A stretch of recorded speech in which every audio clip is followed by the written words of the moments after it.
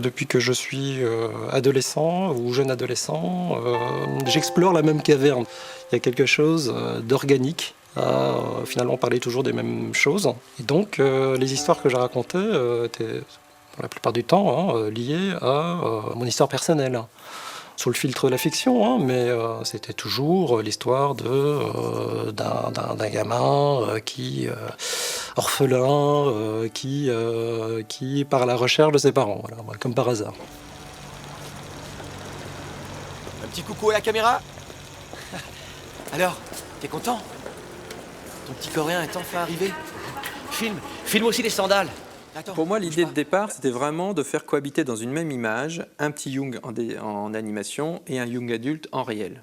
Et donc tout est parti de cette idée-là. Donc le teaser qu'on a fait en 2008 a été fait dans cette optique-là. Le tournage en Corée a été organisé et réalisé autour de cette idée-là. Et puis, c'est une idée qui, au cours de la fabrication du film, au cours de la réalisation, a été abandonnée. Et donc, elle est pas dans le film. Mais en tout cas, ça a été le point de départ du côté hybride.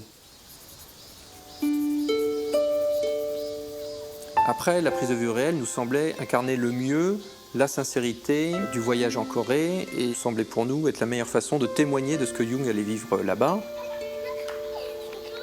Et l'animation nous semblait aussi le meilleur moyen de raconter le passé de Jung. Pourquoi l'animation? Le dessin, c'est le moyen d'expression de Jung depuis qu'il est tout petit. Et dans la bande dessinée et dans le film, il y avait une volonté d'exprimer certaines scènes par un onirisme, une poésie.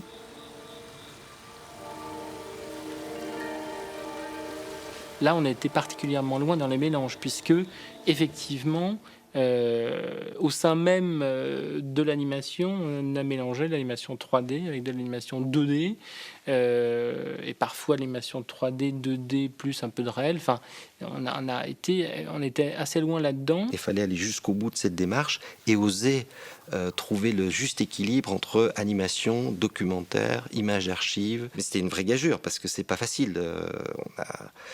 Ça a été compliqué d'ailleurs au niveau du montage. Combien de fois on a dû retravailler les choses pour trouver justement ce bon équilibre. Pas que l'animation passe au second plan, pas qu'elle soit non plus trop présente. À quel moment doit-on donner à voir de l'animation ou des images d'archives pour aussi que le spectateur ne soit pas perdu. Depuis la signature du cessez-le-feu en 1953, on a plutôt cherché, pour la narration qui ne concernait pas l'histoire personnelle de Jung, à utiliser d'autres médias. L'histoire de l'adoption coréenne étant tellement spécifique, c'était intéressant de recontextualiser l'histoire de Jung dans quelque chose de beaucoup plus large. Quand on voit les couffins dans la carlingue de l'avion, si on les avait mis en animation, on aurait pu croire qu'on avait inventé et que c'était du symbolisme. Là, c'est une image vraie. Et c'est pas nous qui la racontons, on témoigne juste de ce qui s'est réellement passé. Allez, fiston. Quand on tombe, il faut tout de suite recommencer. On peut ajouter toutes les séquences en Super 8.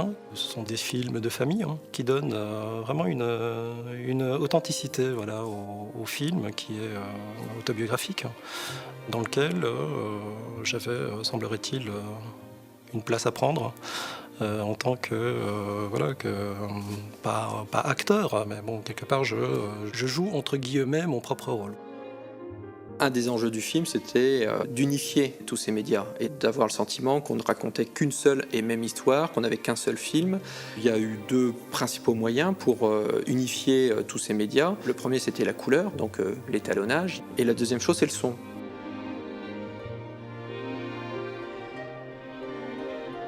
Et c'est une démarche qui est encore embryonnaire. On n'est pas les tout premiers, mais on n'est pas du tout les derniers. On est dans les premiers à avoir fait ça. Et je pense que ça va se poursuivre. Ça va se poursuivre dans les années qui viennent, c'est évident. C'est ça qui m'intéressait aussi, c'est de pouvoir travailler sur un film qui soit atypique. Et qu'aujourd'hui, pour arriver à avoir un film qui peut éventuellement intéresser le spectateur, il faut arriver à trouver une singularité. Et cette singularité ne pouvait pas venir, à mon sens, que de l'animation.